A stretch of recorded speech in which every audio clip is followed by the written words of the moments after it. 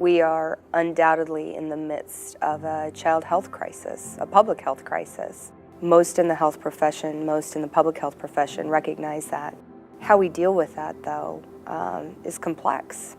It's hard, it's difficult. I always like to say it requires all hands on deck approach to this. As educators, we have strong backgrounds and lots of professional development in teaching kids reading, all kinds of literacy strategies and math strategies. But I think the big benefit with genH and our collaboration is they help us focus on the whole child, because we know in order for those things to be taught and kids to learn those skills that they need to be successful, they need to be healthy, and that's the part that genH comes in and really supports the health and wellness of our students so that we can be successful in those other areas. Jump Start is about getting kids active and moving, their heart rate up, which stimulates their brain to help them learn. And that's something that our teachers do each and every day. And over the past 3 years, we've seen a definite improvement in the health and wellness of our kids. We always knew that school gardens would be a great way to begin reconnecting children with the source of their food.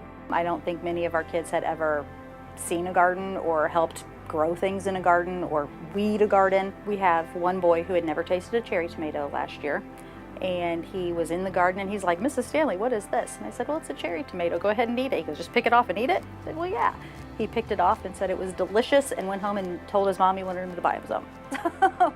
I mean, they don't have a lot of exposure to, that kind of stuff. What has been obvious to me is the energy level of our children after lunch, because they're not getting a bunch of pre-packaged processed food. They're eating more whole food, healthier food, so their energy level is so much better.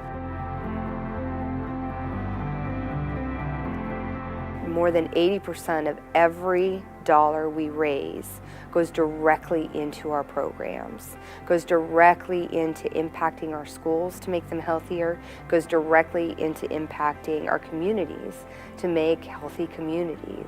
This has not been the work of one organization.